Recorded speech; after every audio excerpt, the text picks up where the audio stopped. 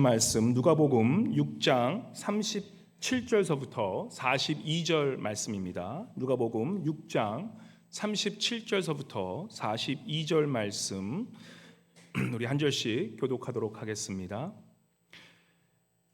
비판하지 말라 그리하면 너희가 비판을 받지 않을 것이요 정죄하지 말라 그리하면 너희가 정죄를 받지 않을 것이요 용서하라 그리하면 너희가 용서를 받을 것이요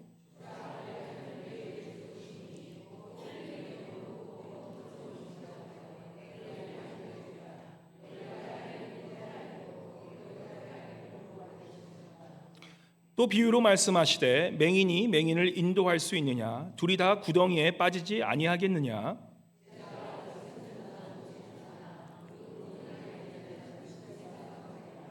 어찌하여 형제의 눈 속에 있는 티는 보고 내 눈 속에 있는 들보는 깨닫지 못하느냐 너는 내 속에 있는 들보를 보지 못하면서 어찌하여 형제에게 말하기를 형제여 나로 내 눈 속에 있는 티를 빼게 하라 할 수 있느냐 외식하는 자여 먼저 내 눈 속에 있는 들보를 빼라 그때 내가 밝히고는 형제의 눈 속에 있는 티를 빼리라. 아멘. 아멘.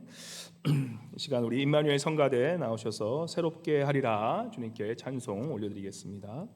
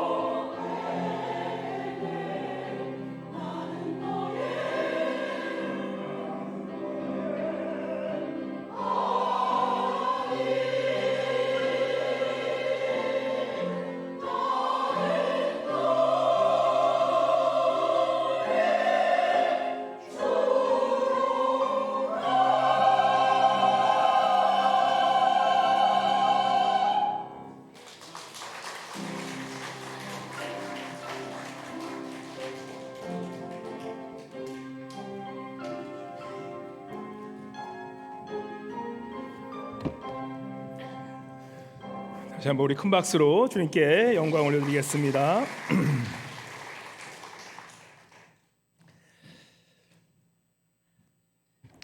우리 오늘 옆에 분 한번 인사할 때 우리 내면의 그 눈을 통해서 상대방의 우리 내면을 싹 바라다 보시면서 당신의 내면 속에서 주님의 향기가 나오네요라고 이렇게 한번 칭찬해 볼까요? 옆에 분에게 당신의 내면 속에서 주님의 향기가 나옵니다.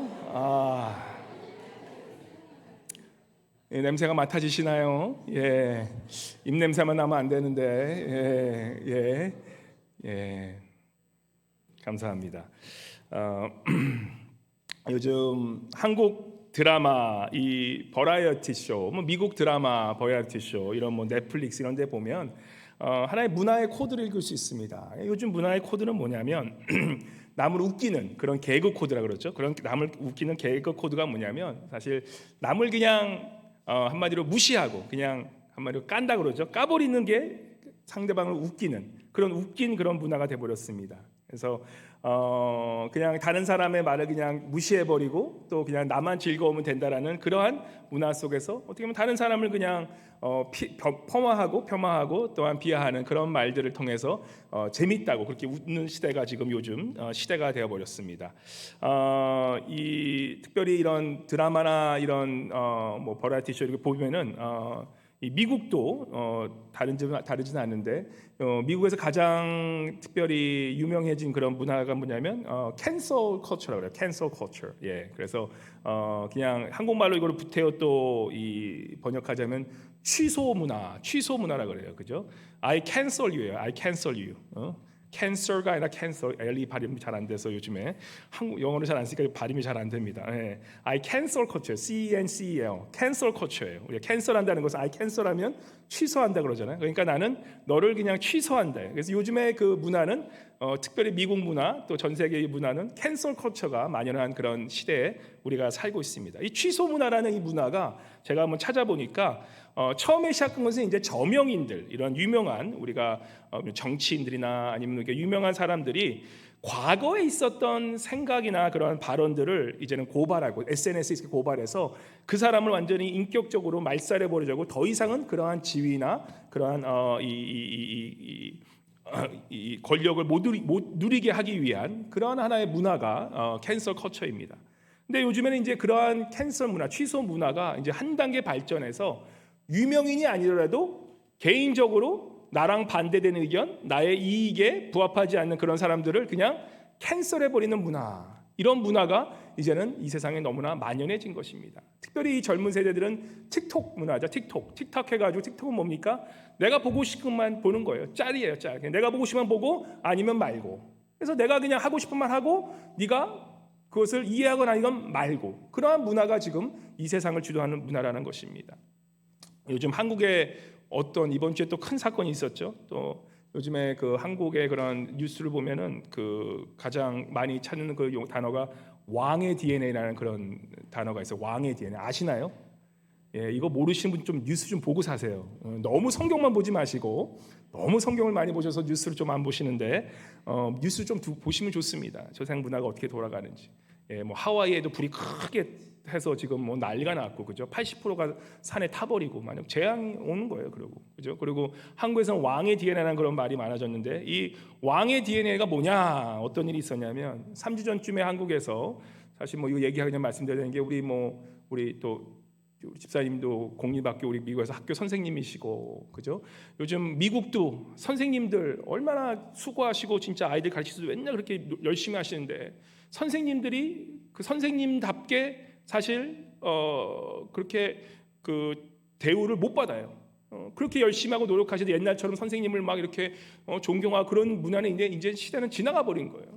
그렇게 고생하고 수고하시는 선생님들에게 존경하지 못하고 오히려 선생님들을 비하하고 폄하하는 그러한 일들이 만연한 세상 속에서 한국도 3주 전에 한 엘레멘터리 스쿨 티처 1학년짜리 교사 선생님이 하도 이 parents, PTA 이 학부모가 너무 이 갑질이라고 그러죠. 갑질을 해야 되니까 이 선생님이 너무 그 스트레스 못 이겨서 학교에서 자살하는 그런 사건이 일어났어요. 지금 아웅 하시면 안 되세요. 이거 벌써 옛날 얘기인데 죄송합니다. 그런 일이 너무나 많은 거예요. 근데 그게 얼마 지나지지 않아서 지난주에 어떤 일이 생겼냐면 이 선생님을 그 자기 담임 선생님, 자기 아이의 담임 선생님의 아이한테 좀 잘못했나 봐. 그거를 그냥 또 선생님을 폄하하기 위해서 편지를 쓰는데 그 편지가 이제 발가닥도 이제 이게 드러났는데 그 편지의 내용이 뭐냐면 이런 얘기예요. 선생님한테 막욕도 모자라서 이 교무청에 이제 꼰자든 거죠, 선생님에 대해서. 근데 선생님한테 거기도 뭐라 썼냐면 나의 아이가 왕의 DNA를 가졌으니 선생 너는 나의 아이를 왕자에게 말하듯이 대하라. 그렇게 글을 쓴 거예요. 이거는 뭐 좀 약간 맛이 가도 정신이 가도 갔는데 도대체 세상이 이렇게 변한 거예요. 내 자식이 귀하니까 내 자식 귀한 자식을 뭐라 그러는 선생님을 썼는데 내 왕 같은 아이를 왕처럼 모시라 이런 거예요. 근데 더 놀라운 사실이 밝혀졌죠. 그거를 쓴 사람이 누구냐? 나중에 밝혀지니까 그 사람이 바로 그 학교 선생님이 가르치는 그 교육청, 그 지방도시 한 교육청의 교육부에서 일하는 5급 공무원이었던 거예요. 그래서 그 선생님들을 어떻게 보면 도와줘야 되는 그 높은 직위의 사무관이었던 거예요. 교육부 사무관이 그러한 편지를 썼다라는 거예요. 그러니까 참 이게 이 교육이 지금 어떠한 현실에 지금 와 있는지 한국의 교육이 완전히 한마디로 보여주는 그러한 모습이라는 것입니다. 세상이 지금 정신을 못 차리는 그런 세상에 우리가 살고 있어요. 저도 2주 전에 아이들하고 여기 잠깐 캠버 크릭 이제 이제 가끔 걸어가는데 정말 오랜만에 아마 올해 들어 처음 이제 걸어가면서 이제 갔던 것 같아요. 근데 이 가면 캠버 크릭 옆에 이제 이렇게 시냇가처럼 계곡이 흐르지 않습니까? 물이 흐르는데 거기서 한 젊은 부부가 한 30대 부부 같아요. 딸을 데리고 이렇게 쭉 보트를 타고 내려오는데 이제 저희를 봤어요. 저희 작은 아이랑 큰 아이 있고 저가 있는데 이제 저에게 뭐를 막 질문하려고 그러다가 우리 아이를 딱 보더니만은 대뜸하는 소리가 배 타고 내려가면서 대뜸한 사이가 Do you speak English 하더라고요. 그래서 그러니까 제가 약간 그게 이제 모르시겠지만 이거는 약간 이 subtle race만 그래요. subtle race. 이거는 이제 굉장히 이게 당해본 사람만 아는 그러한 이 인종 차별 같은 거예요. 저는 군대에 있어가지고 이런 것들 워낙 많이 당해봤기 때문에 약간 좀 자기에게 좀 무시하고 싶다. 그럼 자기랑 다르다 그러면 그런 Do you speak English 딱 얘기를 해요. 그죠? 근데 저는 이제 저한테 얘기했으면 저야 뭐 저도 이제 14살짜리 온 이민자니까 이해하겠는데 우리 애들은 이 녀석들이 한국말도 잘 못하잖아.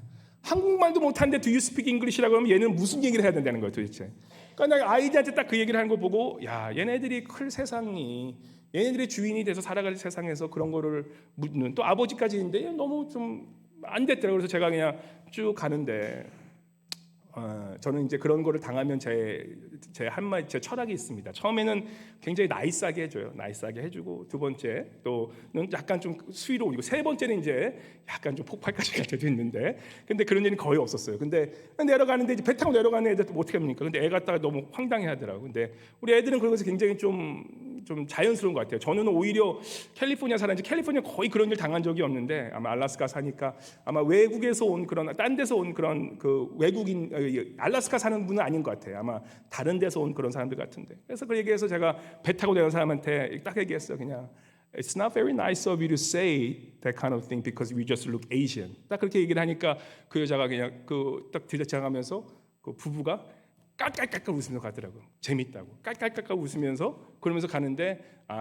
그런 친구들이 있어요. 그래서 그럼 내려가더라고. 그러면서 이제 이 아이들이 막 아빠는 왜 그런 사람들이 그렇게 나이스하게 얘기하냐고. 보통 성과를 내보내주셔야 보통 성격대로 해주면 오히려 속시했을 텐데 처음에는 나이스하게 해줘야죠. 근데 배 타고 가니까 벌써 가버렸어. 그러니까 지들은 지 할 말하고 쑥 가면서 저쪽 좀 내려간 다음에 뭐라 그러는지 그러면서 I will come back for you 하더라고. 그러면서 다시 오겠대 자기가. 겁주면서 내려가는 거예요. 아유 저런 겁쟁이 오면 한 방이면 끝나는 거예요. 농담이고 아이들하고 있으면서 좋은 교육의 그런 틀이에요. 그래서 좋은 교육의 그런 또 기회이기 때문에 아이들한테 너희들이 살아갈 때 이러한 서로 레이시즘이 있을 거다. 뭐 그거는 세상이다.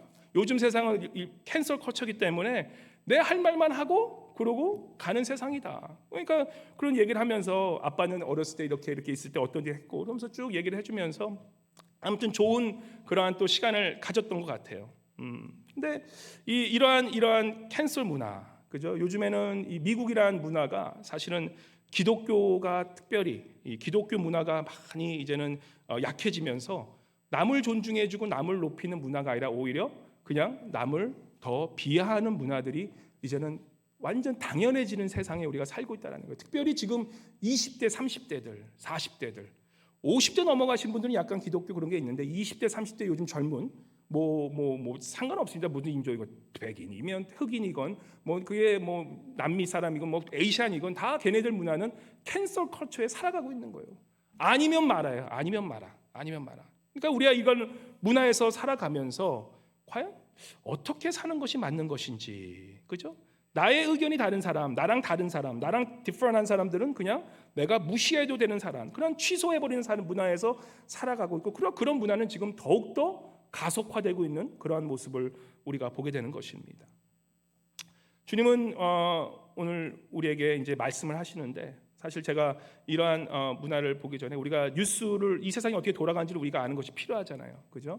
그래서 세상이 어떻게 돌아가는지 좀 뉴스도 가끔 보시는 게 필요하세요. 칼 바르트라는 유명한 신학자, 티올로지 20세기에 가장 어떻게 보면 저명한 그런 신학자라는 그 칼 바르트라는 그 독일 신학자가 이렇게 얘기합니다.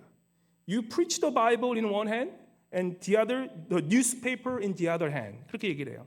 무슨 얘기냐면 한 손은 우리가 성경을 가르치지만 다른 한 손으로는 신문과 이 뉴스를 가지고 너희가 배우고 살아라는 거예요.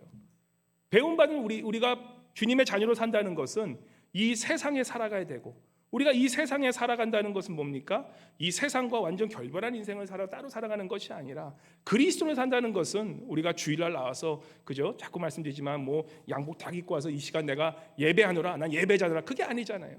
우리가 있는 그 세상에서, 우리가 있는 이 직장 안에서, 우리가 처한 그 삶의 초소에서 내가 하나님의 자녀로 살아가느냐, 그것을 하나님의 자녀로 살아가기 위해서는 우리가 이 세상의 문화를 알아야 된다는 거예요. 이 세상이 어떻게 돌아가고 있는지를 알고 살아야 된다는 것입니다. 그래서 우리가 살아간다는 것은 한 손에는 하나님의 말씀을 살아갈 뿐만 아니라 한 손에는 이 세상의 문화가 지금 어떻게 돌아가고 있는지를 이해할 때에 우리가 다르게 살아갈 수 있다는 거예요.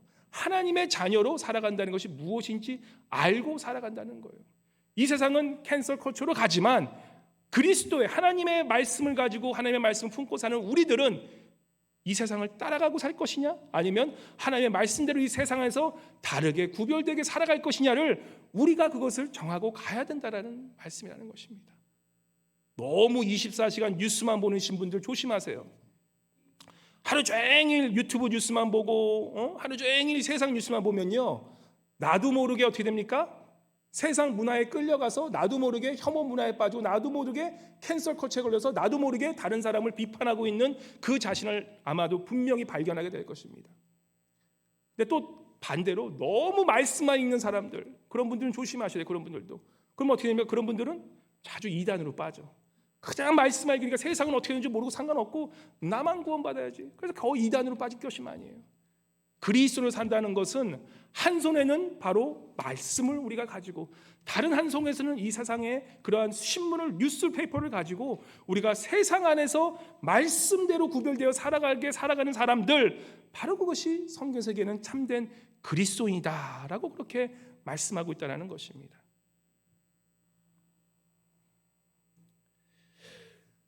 주일날 나와서 예배하는 것, 기도하고 뭐 성경 헌금 생활, 이런 것들은 사실 기본적인 거고 우리가 당연히 해야 하는 것이고, 그것을 하는 이유는 사실 우리가 세상에서 참된 그리스도를 살기 위한 준비라는 것이에요.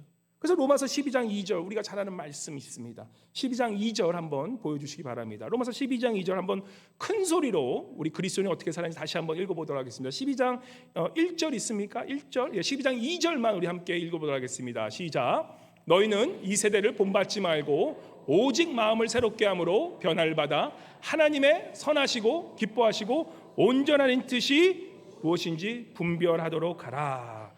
12장 1절에 보면 이렇게 나옵니다. 그러므로 형제들아, 내가 하나님의 모든 자비에서 너희에게 권하노니 너의 몸을 하나님이 기뻐하신 거룩한 산제물로 드리라. 이는 너희가 드릴 영적 예배니라. 영적 예배라는 것은 결국은 우리의 삶 속에서 우리의 몸과 삶을 하나님 앞에 거룩한 산제물로 드리는 거예요. 그 산제물로 드린다는 뜻은 뭐냐면, 이러한 세상에서, 이러한 혐오 세상에서, 이러한 캔슬 컬처로 살아가는 이 세상에서 어떻게 합니까? 너희는 이 세대를 본받지 말고 이 세대처럼 살아가지 말고 네가 듣는 뉴스, 유튜브에 나오는 그런 혐오 뉴스 같은 것들 보면서 그렇게 뉴스처럼 살아가지 말고 뭐랍니까? 마음을 새롭게 함으로, 마음을 늘 주님 앞에서 말씀으로 새롭게 하고 변화를 봐라. 변화를 봐라. 하나님의 선하시고 기뻐하시는 뜻이 무엇인지 분별하도록 살아가는 것, 그것이 우리 하나님의 자녀요 예수 그리스도의 제자로 살아가는 바로 삶의 방식이다라는 것입니다. 혹시라도 지금 여기서 세상에 돌아가는 그런 것들과 나의 삶의 가치관이 전혀 다른 것이 없다라고 생각하시는 분들은 죄송하지만 다시 신앙 생활 시작하셔야 됩니다. 내가 세상 사랑은 뭐고, 세상 좋잖아요. 요즘 얼마나 좋아. 세상 뭐 얼마나 기쁜 일 뭐 제거하지 말어.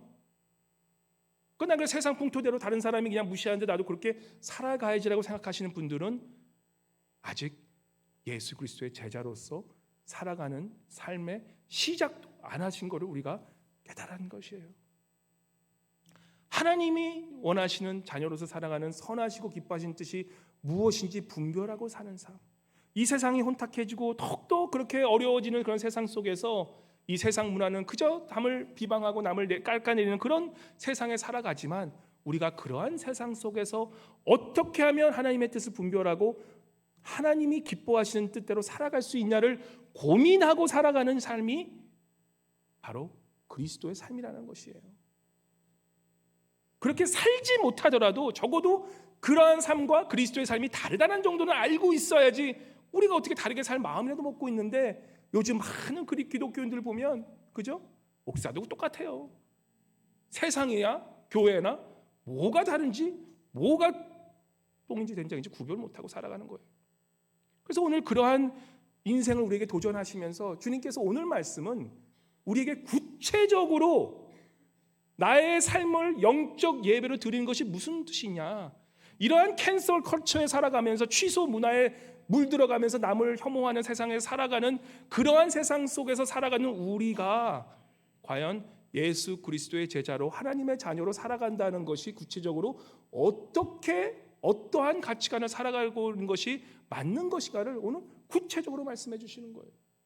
이렇게 살으라는 거예요. 이러한 세상 속에서.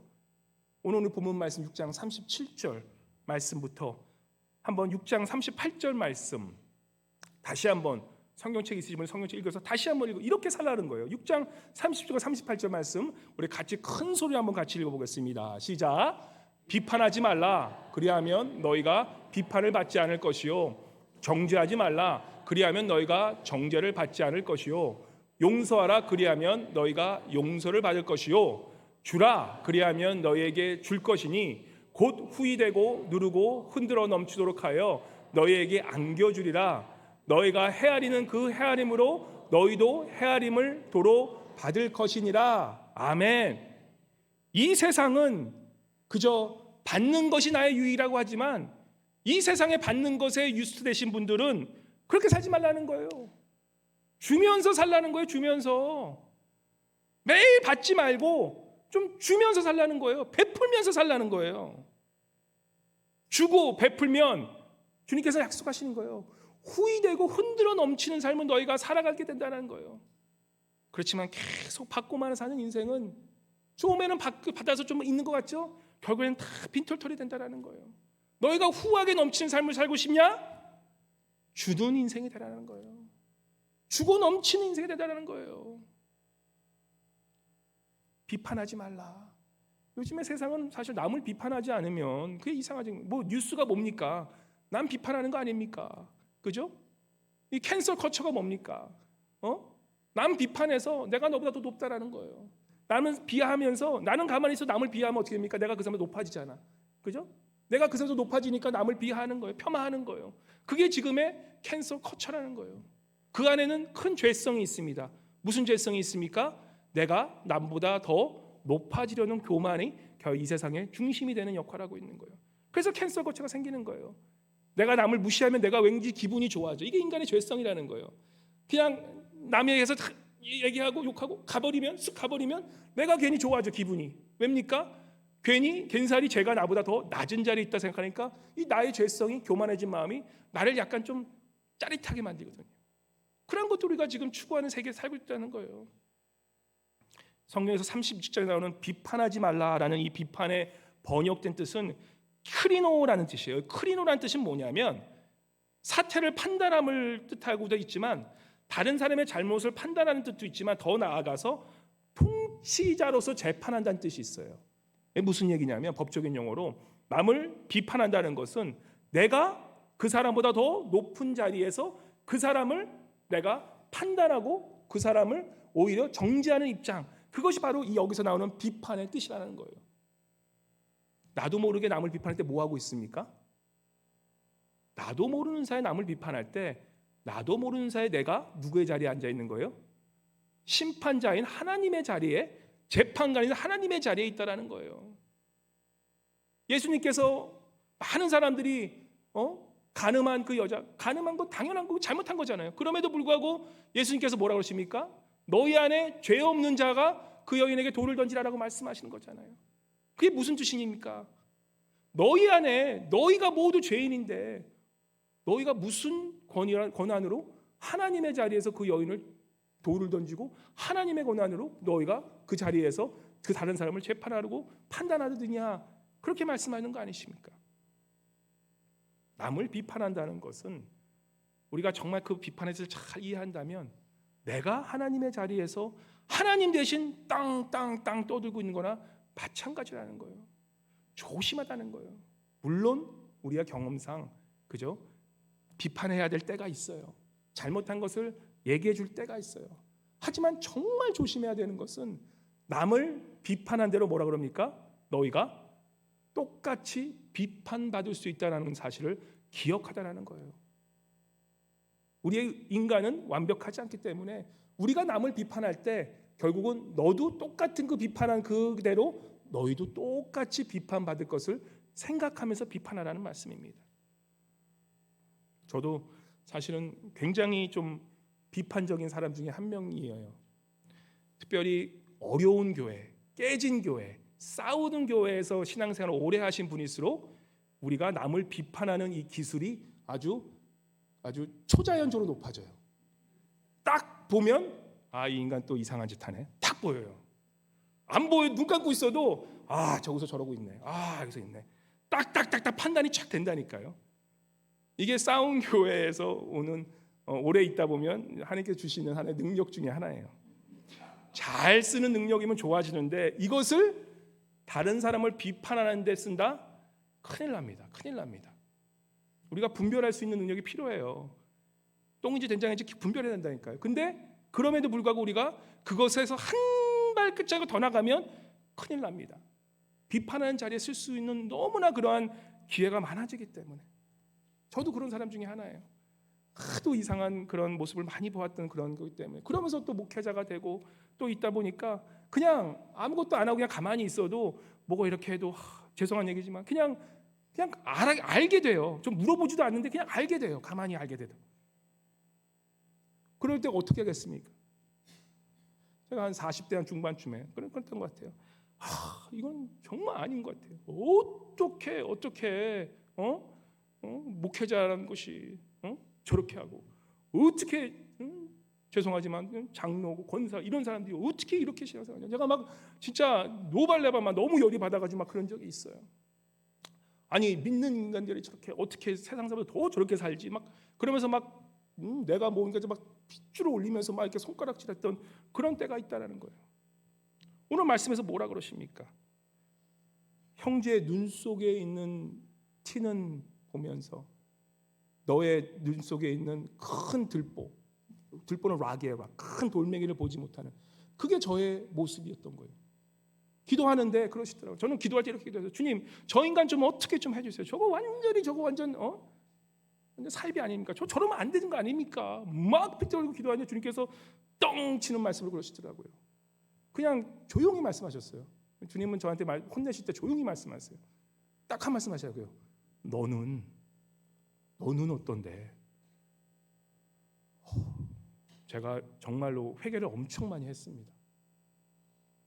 너는 얼마나 잘나가지고 너는 모습은 얼마나 잘나가지고 그렇게 손가락질하면서 남을 그런 너는, 주님께서 그런 말씀까지 안 하셨지만 그렇게 깨달아요.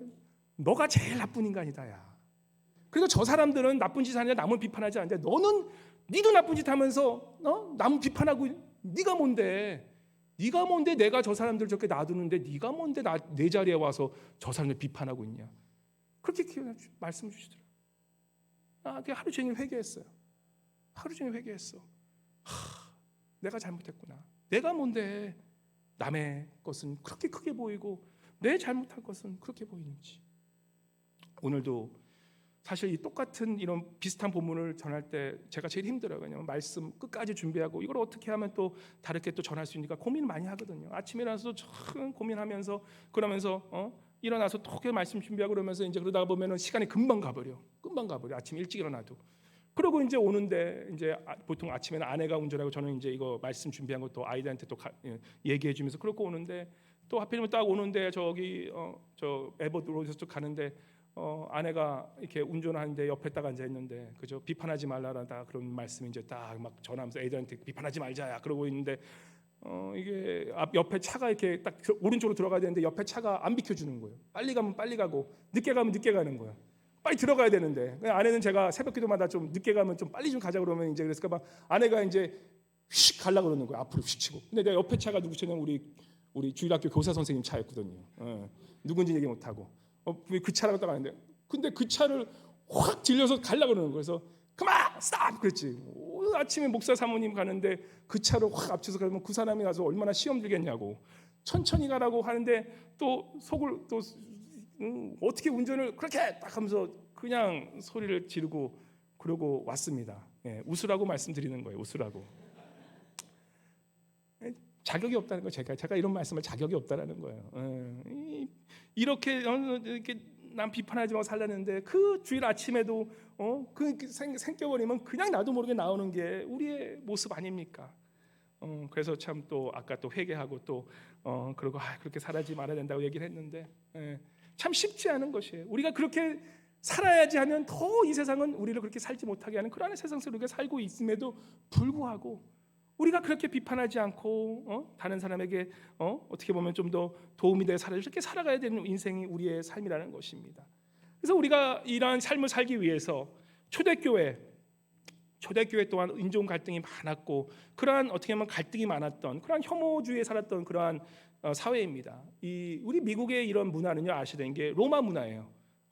이 그레코 로마 문화이기 때문에 이 로마에 있었던 그런 식민지주의에 있었던 그러한 제국주의 그런 로마 사상이 그대로 지금 미국 문화가 돼버린 것입니다. 그래서 이 미국 문화는 사실은 이 그레코 로마 문화와 그죠? 이 힘 있는 자, 강자가 모든 약한 자들을 다 짓밟아버리는 그런 문화와 기독교 문화가 함께 공존하는 그러한 문화 속에서 우리가 살고 있다는 것을 알고 사시면 좋겠습니다. 그러한 문화 속에 살아가면서 우리가 그 초대교회에서 이러한 일들이 있을 때마다 어떻게 했습니까? 각 사람의 항상 다양성을 이렇게 인정해주고 살았다는 거예요. 에베소 4장 7절에 보면 우리 각 사람의 그리스도의 선물의 분량대로 은혜를 주셨나니라고 얘기하면서 그죠? 뭐라 그러십니까? 우리의 이 교회란 것은 뭡니까? 예수 그리스도에서 안에서 모인 한 몸이에요. 한 몸이 되기 위해서 어떻게 합니까?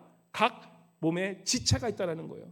로마서 12장 2절의 그 말씀 이후에 우리가 하나님의 뜻이 무엇이 분별하고 살다니 바로 그 이의 말씀이 뭐냐면 우리는 예수 그리스도 한 몸임에도 불구하고 우리가 각 다른 지체라는 것을 늘 기억하며 살라는 거예요. 그리스도 몸 안에는 팔도 있고 다리도 있고 손가락도 있고 발가락도 있고 눈도 있고 코도 있고 귀도 있고 머리카락도 다 있다는 건데 이 모든 것이 다 주 안에서 몸을 이루는 한 귀한 공동체임을 귀한 이 존재임을 기억하고 살라는 거예요. 그래서 우리가 이런 특별히 이런 다문화 문화에 살 때는 뭡니까? 특별히 우리 한국 사람 더 그래요. 우리 한국 사람처럼 사실 끼리끼리 하는 문화가 없지 않습니까? 이러한 문화 속에 살도록 우리는 더욱더 그런 오픈 마인드로 살아가는 게 중요하다는 거예요. 그리고 뭡니까? 특별히 교회 섬길 때 은사가 다르다는 것을 기억하고 살아라는 거예요. 우리가 다른 사람을 왜 나처럼 살지 못해라고 그렇게 얘기하는 것이 아니라 교회를 섬길 때도 어떤 분은 그러세요. 교회 섬기기 위해서 무조건 교회 나가서 부엌에서 설거지해. 그게 잘 섬긴다고 생각하는 거예요. 아니에요. 우리가 섬긴 이 은사가 다릅니다. 어떤 분은 가르치면서 자신이 섬기는 거고 어떤 분은 음악을 잘하는 분은 성가대에서 찬양을 그게 섬기는 거예요. 꼭 부엌대기 하는 게 섬기기 아니라는 거예요. 그죠? 그리고 뭡니까? 어떤 또 잘 가르치시는 분들은 가르치는 게 섬기는 거예요. 어떤 분도 설거지 잘하시는 분들에서 그분은 설거지 잘하면서 섬기는 게 그분의 달란트인 거예요. 그러니까 뭡니까? 섬기는 것도 다 다르게 섬길 수 있고 내 뜻대로 내 마음대로 이렇게 하지만 섬기는 거를 그런 기준을 갖지 말고 오히려 내 주신 은사대로 섬기는 것, 그리고 그것을 인정해 주는 것, 그것이 건강한 교회로 갈 수 있다는 모습이라는 것이에요. 믿음의 정도가 다르다는 것도 우리가 이해를 해줘야 된다는 거예요. 어떤 분은 믿음이 정말 성숙하신 분들이 계세요. 그런데 그 성숙한 일의 문제가 뭡니까? 자기만 믿음이 좋으면 좋은데 믿음이 자기만큼 안 되는 분들을 가만히 놔두질 않아. 믿음이란 것은 조금 좀 잘하는 것이에요. 우리가 다 그리스도의 장성한 분량까지 올라간 사람이 아니기 때문에 교회에 처음 오신 분들은 죄송한 얘기지만 뒤에 가서 예배 드리고 뒤에서 담배 필 수 있어요. 담배 피란 얘기가 아니에요. 그죠? 어디 가서 이렇게 하시고 나서 어디 가서 시험해 줄 수 있어요. 그것을 그렇게 하라고 하지 않지만 우리가 그것을 정죄하지 말아야 되는 이유 중에 하나가 사람마다 믿음의 분량이 다르기 때문에 그 사람이 오히려 우리가 해야 되는 것은 뭡니까? 믿음이 부족한 사람들을 그리스도의 장성한 분량까지 다 이르게 하는, 그것이 우리의 몫이라는 거예요. 우리의 몫이 그러한 사람들을 막 정죄하고 비판하고 왜 저러고 살아라고 손가락질하는 것이 아니라 그러한 믿음의 차이가 있다는 것을 알고 그 사람이 믿음대로 잘 클 수 있도록 포용해 주는 것, 그게 교회의 참 모습이라는 것입니다. 또 뭡니까? 인간적인 배경이 다른 것도 우리가 이해를 해줘야 돼요. 그죠? 문화적인 배경도 다를 수가 있다는 거예요. 제가 다시 생각해봤어. 아까 제가 얘기했던 Do you speak English라는 그 친구가 나중에 물론 그 깔깔깔 웃어대가 제가 저 인간 저는 좀 수준이 낮은 애구나라고 알겠지만 정말로 이러한 외국에서 왔거나 아니면은 정말 이런 아시안들이 없는 데서 계신 분들은 이 아시안들을 잘 못 봤으니까 그러면 정말로 그런 문화의 부족함으로 말미암아 그런 얘기를 할 수가 있으면 그런 사람한테 화내면 안 되겠죠. 그럴 수도 있겠구나 이해해주고 넘어갈 수 있는 것이 필요하다라는 거예요. 그 사람이 다르고 살아왔던 환경이 다르고 또 배경도 다르고 모든 것이 다르다는 것을 우리가 인정하고 살아가는 것. 그래서 그 사람이 한마디 했을 때 이 사람이 나한테 개인적으로 무슨 감정이 있어서 그런 것이 아니라 저 사람이 저랬기 때문에. 그렇죠? 우리가 잘 아는 예화 하나 있지 않습니까? 어떤 지하철을 탔는데 아이들이 막 떠드는 거예요. 아이들 4명이 있는데 아이들 내리 막 미친 듯이 막 지하철 안에서 떠드는 거예요. 그리고 아버지는 혼자 딱 앉아 있어. 그래서 앞에 있던 이 할머니 같은 이 아줌마가 그 아버지한테 그러는 거예요. 너는 너무 화가 나가지고 너는 자식 교육을 어떻게 시켰냐고, 도대체 애들이 이렇게 날치는데 왜 애들한테 한마디도 안 하냐고. 그 아버지가 조용히 한 말씀 하십니다. 지금 아이들이 엄마의 장례식에 갔다 오는 거라고. 딱 들고 나서 그 할머니가 얼마나 충격을 받았겠습니까? 사람들이 와서 힘들고 어려운 분들은 마음에 상처가 있고 특별히 교회에 와서 교회 분들 다 상처받는 분들 많지 않습니까? 그래서 처음에 이상한 행동을 할 때는 그거는 그분이 왔던 그런 마음의 그런 상처와 어려움이 있기 때문에 그렇게 할 수 있는 것을 우리가 저 사람 왜 저래? 탁 정죄하는 것이 아니라 그것을 이해해주고 저 사람이 저러한 배경이 다르기 때문에 그런 환경이 달랐기 때문에 그럴 수 있겠구나라고 품어줄 수 있는 마음, 그것이 참된 그리스도의 마음이라는 것입니다. 우리가 이렇게 할 수 있는 것, 에베소서 2장 12절과 13절 말씀에 우리가 이렇게 살 수 있는 이유가 나옵니다. 왜 우리가 이러한 문화적, 인종적, 국가적, 종교적 모든 것들이 있음에도 불구하고 우리가 한 몸이라고 생각하고 서로 품어줄 수 있는 것인지 에베소 2장 12절과 13절 말씀을 함께 큰 소리 한번 같이 한번 읽어보도록 하겠습니다. 시작. 그때에 너희는 그리스도 밖에 있었고 이스라엘 나라 밖의 사람이라 약속의 언약들에 대하여는 외인이요 세상에서 소망이 없고 하나님도 없는 자이더니 이제는 전에 멀리 있던 너희가 그리스도 예수 안에서 그리스도의 피로 가까워졌느니라. 아멘. 예수 그리스도를 몰랐을 때는 뭐라 그럽니까? 우리가 그리스도 밖에 있었다라는 거예요. 우리가 세상 이스라엘 나라 밖에 하나님의 약속의 언약의 밖에 있었기 때문에 세상 사람이 그렇게 하는 것은 당연하다는 것이에요. 예수 그리스도를 모르는 자들이 캔슬 컬처에 살아가고 서로를 폄하하고 비하하는 사회에서 살아간다는 것은 너무나 당연한 것을 너희가 알고 있어라라는 얘기예요. 세상은 악해지고 악해지는 것은 너희가 당연히 생각해라. 너희 자녀들이 살아갈 세상이 악한 세상이 되는 것은 너무나 당연한 것인 것을 네가 알고 사는데 그럼에도 불구하고 우리가 주님의 말씀대로 하나님의 자녀로 살아야 되는 이유는 바로 뭐라 그럽니까? 이제는 너희가 예수 그리스도의 밖에 있는 사람이 아니라 하나님의 언약의 밖에 있는 사람이 있는 게 아니라 예수 그리스도를 믿고 이제는 그리스도의 자녀가 되었으니 예수 그리스도의 안에 그 관계에 있는 자로서 우리가 하나가 됐는데, 우리가 더욱 가까워졌는데 바로 무엇 때문에?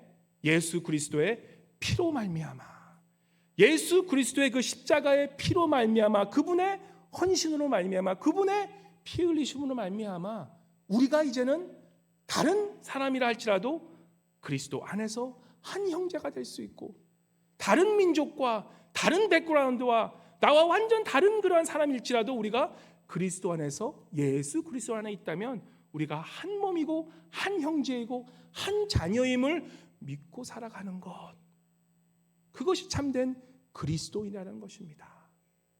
다른 사람이 나를 무시하는 말을 한다 할지라도 그 사람이 아직 그리스도 밖이기 때문에 깨닫지 못했기 때문에 그런 사람에게도 내가 힘들지만 더욱더 주님의 사랑으로 섬겨주는 것, 그게 우리가 이 세상에서 살아가게 될 그리스도의 자녀의 모습이라는 것입니다. 한번 옆에 분에게 한번 인사해 주면 좋겠어요. 옆에 분을 다시 한번 지극히 보시면서 당신은 나의 형제입니다, 자매입니다라고 한번 그렇게 한번 인사해 주시면 좋겠습니다. 당신은 나의 형제입니다, 자매입니다.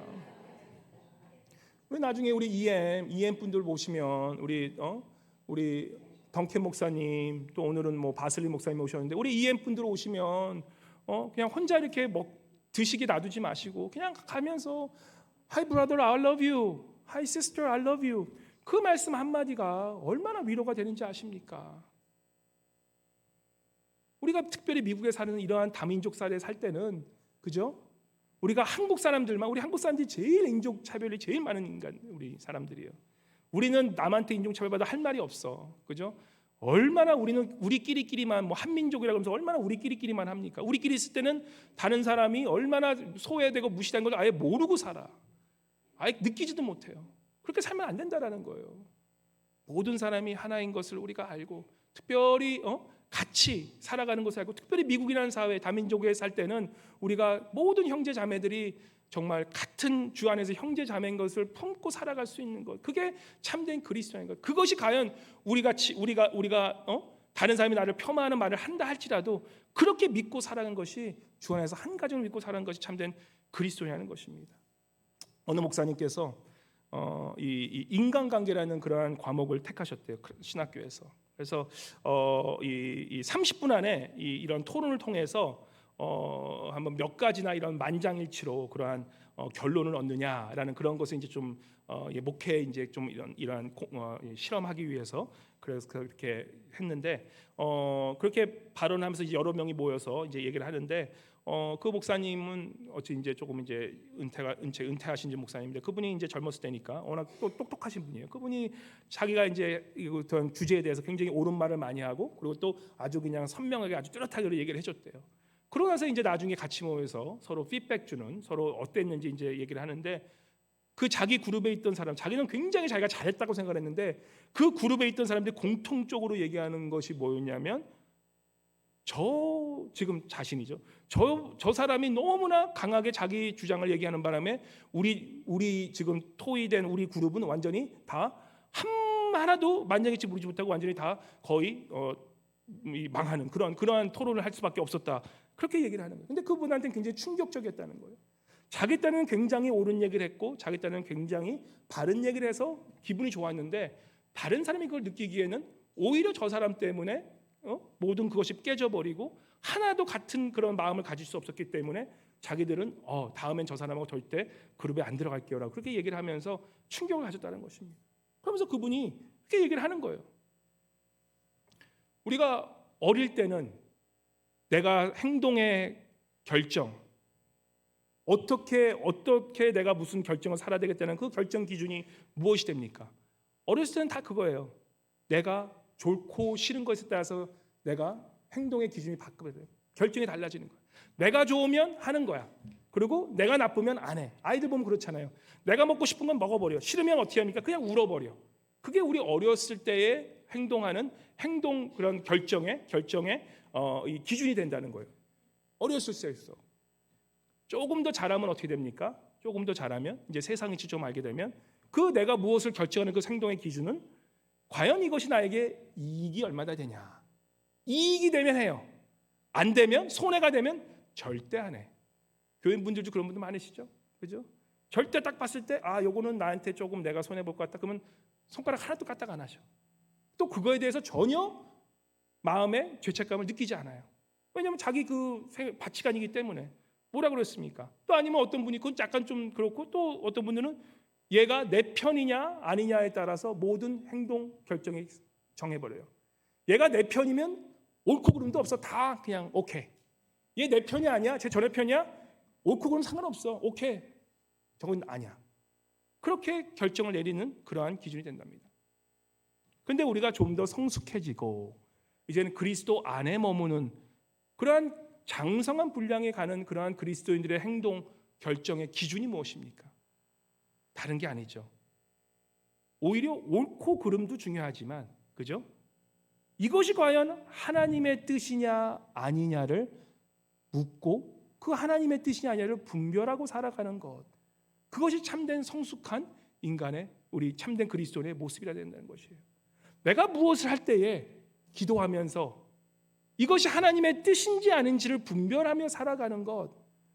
참 놀라운 게 우리가 그러한 뜻을 구하고 살잖아요. 가끔은 나의 옳음이 틀림이 될 때가 많습니다. 나의 의로움이 결국에는 공동체를 무너뜨리는 경우가 굉장히 많아요. 하나님의 뜻이 어디 있고 과연 내가 이 행동을 통하여서 하나님의 영광을 받느냐 안 받느냐를 기도하고 결정하는 것. 그것이 참된 성숙한 자들의 결정의 기준이 되어야 된다는 것입니다. 물론 잘못한 것을 감싸주라는 것이 아니에요. 감싸주라는 것이 아니에요. 잘못한 것은 까발릴 것도 필요합니다. 그럼에도 불구하고 우리가 공동체를 위해서 그 사람의 영혼을 위해서 품어줄 수 때는 품어줄 수 있는 것이 오히려 하나님의 뜻이기도 하다는 것을 우리가 깨닫고 살아가는 것이에요. 남을 비판해야 될 그 순간이 오히려 그 사람을 더욱더 품어줘야 될 순간인 것을 깨닫고 사는 삶이 참된 그리스도의 삶이라는 것입니다. 아프리카 어느 부족 말씀드렸어요. 아프리카 어느 부족에서 그렇게 얘기합니다. 누가 잘못했잖아요. 누가 큰 잘못을 저질렀어. 그러면 어떻게 하냐면 사람들이 둥글이 선대요. 이렇게 둥글에 서가지고 그 잘못한 사람을, 그죠? 이 비판받을 사람을 중간에 딱 앉힌대요. 우리는 뭘 기대합니까? 거기서 이제 막 이 손가락질하면서 너 잘못하고 얘기하지. 근데 그 부족은 그러지 않는데요. 그 사람을 딱 앉혀놓고 그 사람의 좋은 점, 그 사람이 잘했던 것, 그 사람이 여태까지 훌륭하게 살았던 것을 칭찬하기 시작한대요. 한 사람 칭찬하다 보면은 그 죄짓고 그 잘못한 사람이 눈물을 줄줄 흘리게 되죠. 자기가 스스로 자기의 잘못함을 깨닫게 되는 거예요. 사람은 스스로 자기의 잘못함을 깨닫기 전까지는 남이 나의 잘못함을 깨닫게 해주는 것은 거의 불가능해요. 서로를 칭찬해주고 서로가 서로를 높여주고 인간은 모든 사람이 100% 나쁜 인간은 없어요. 좋은 점이 있지만 나쁜 점이 있는데 그 나쁜 점이 너무 부각되다 보니까 그 사람이 나쁜 인간이 되는 것뿐이지 그러한 일일수록 더욱더 그 사람을 비판하는 것이라 오히려 품어주고 오히려 감싸줬을 때 그 사람이 변한다는 거예요. 사도 바울이 사도행전에 보면 많은 고난을 받습니다. 이 복음을 전하면서 정말 낙담을 해요. 낙담을 하는데 하나님께서 불러주시는 분이 누구냐면 브리스길과 아길라를 불러줘요.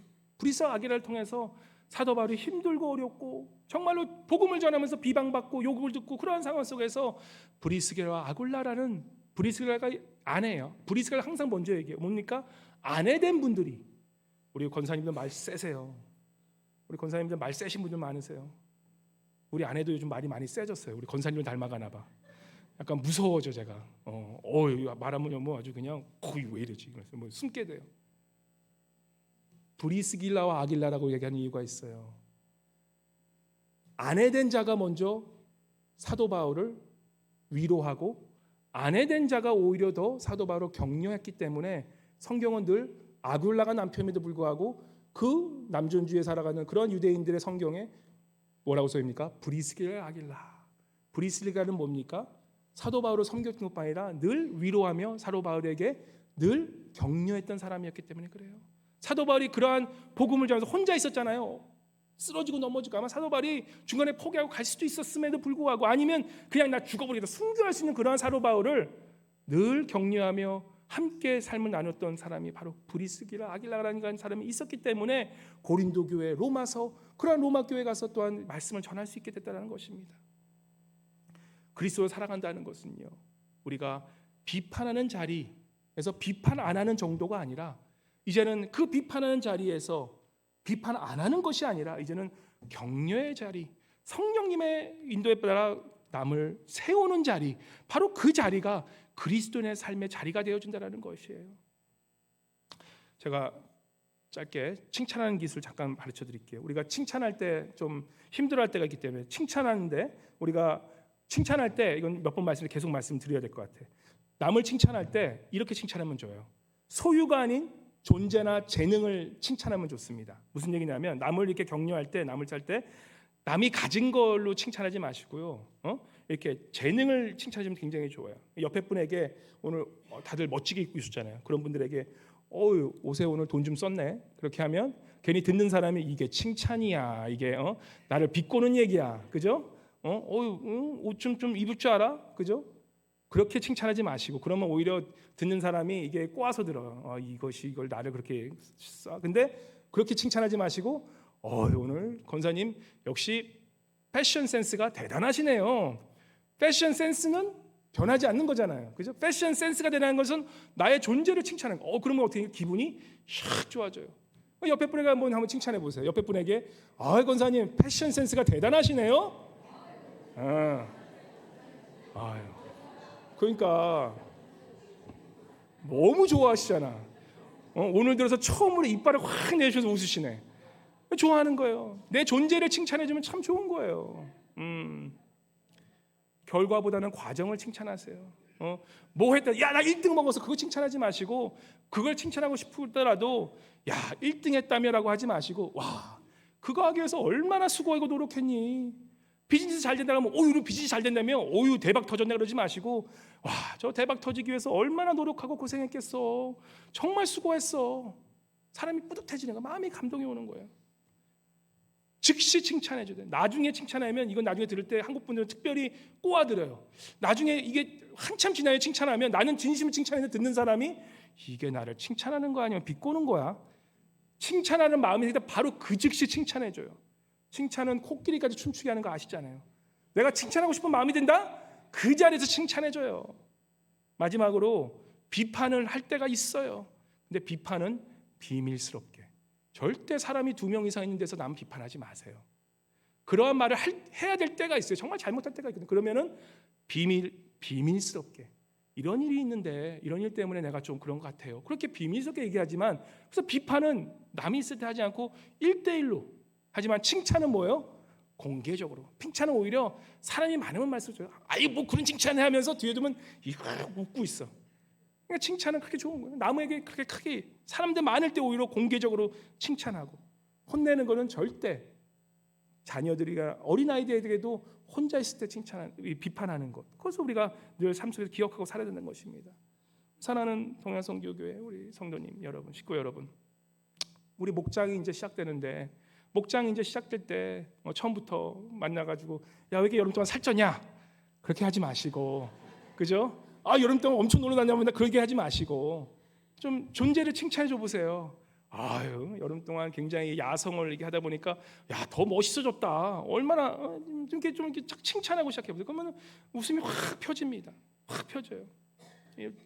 이거 예화 하나 드리고 마칠게요. 한 목사님 한 분이, 은퇴를 앞둔 목사님이 간증을 하시더라고요. 한 미국 이제 이민 목회를 하는 목사님이 초청을 하셔가지고 이제 10년 정도 목회하신 분이 그 은퇴 목사님을 이제 초청을 했어요. 그래서 이제 존경하는 은퇴 목사님, 이제 은퇴하신 목사님이십니까? 자기가 10년 동안 목회를 해도 너무 힘든 거야. 그래서 목사님한테, 목사님 나한테 좀 그 목사님이 그런 훌륭하셨던 그런 목회 비결을 나한테 좀 충고해주고 좀 얘기 좀 해달라고. 목사님이 기도를 했어요. 기도를 해서 딱 기도했는데 성령님께서 이런 마음을 주셨다고 그래요. 다른 말 아무것도 하지 말고 그냥 10년 동안 너무 수고했습니다 라고 그런 얘기를 하라고 말씀해 주셔서 그 목사님이 순종하고 그 목사님한테 목사님 지난 10년 동안 너무 수고하셨어요 그 말씀 한마디 하셨는데 그걸 들으시는 그 10년 동안 고생하셨던 목사님 사모님이 눈물샘이 터지는데 끊임없이 눈물을 흘리시는 거예요. 끊임없이 눈물을 흘리시는 거예요.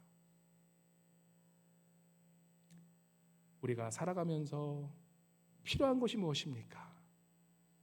옳은 조언도 좋죠. 그죠? 하지만 진정으로 필요한 것은 우리가 삶 속에서 정말로 우리를 위로하시는 그 성령님의 음성을 들을 수 있는 것, 또한 그 성령님의 음성대로 다른 사람에게 말해줄 수 있는 것, 그것이 참된 위로자요 격려자의 모습이다라는 것입니다.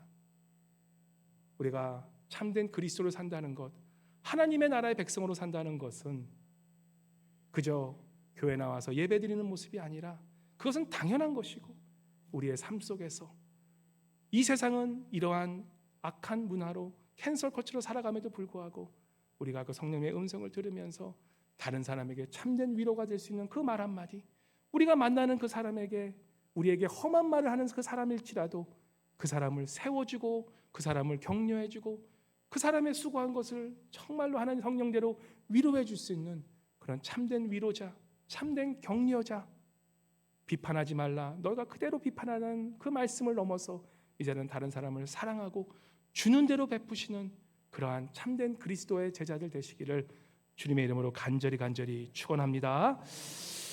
우리 잠깐 찬양 우리 드리시고 우리 기도로 주님 함께 우리 찬양하시면서 오늘 말씀 한번 생각하시고 그 말씀대로 내가 좀 오늘 이 한 주 살아가야지 그런 말씀으로 한번 우리가 찬양 올리기 바랍니다.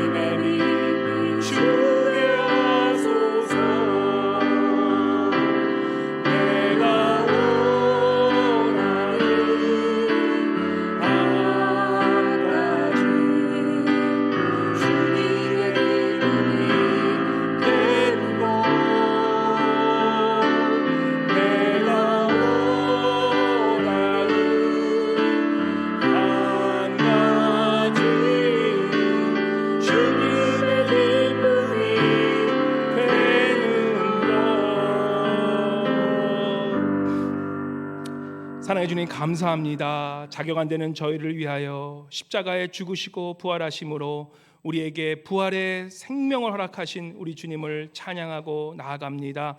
아버지, 이 세상은 더욱더 남을 비하하고 남을 캔슬하는 그러한 캔슬 문화로 가지만 우리 믿는 자들은 더욱더 주님을 사랑하고 주님께서 나에 주신 그 사랑 때문에 다른 사람을 비판하는 자리에 선 자들이 아니라 오히려 다른 사람을 품어주고 이제는 격려하며 이제는 성령이 주시는 말씀대로 위로하고 나아가는 그러한 귀한 하나님의 성도들 모두 될 수 있도록 이 시간 함께하여 주시옵소서. 오늘 우리에게 말씀하시는 수고했다 내 자녀야, 수고했다 내 아들아 내 딸아라는 그러한 주님의 위로를 들음으로 우리도 우리 세상에서 정말 다른 사람에게 그러한 주님의 위로를 전하는 자 될 수 있도록 이 시간 함께하여 주시옵소서. 주님 귀한 헌금 주님께 드립니다. 아버지, 부족한 저희들 주님의 은혜로 모든 것 채워주심에 감사드리고 아버지, 부족한 손길에도 말기야마 주님께 정말 주라, 그리하면 너에게 넘치고 후하게 주자는 그 말씀 믿고 주님께 드리는 그 손길들 주님께서 축복하여 주시고 아버지, 우리의 삶이 늘 주님의 사랑을 주고 베푸는 그러한 삶 될 수 있도록 우리 알라스카 동영수의 모든 성도님들 축복하여 주시옵소서. 또한 이 헌금이 쓰이는 모든 곳에 주님의 복음이 전파되는 것을 감사드리며 살아계신 우리 주 예수 그리스도의 이름으로 간절히 기도드리옵나이다. 아멘. 아멘. 감사드립니다.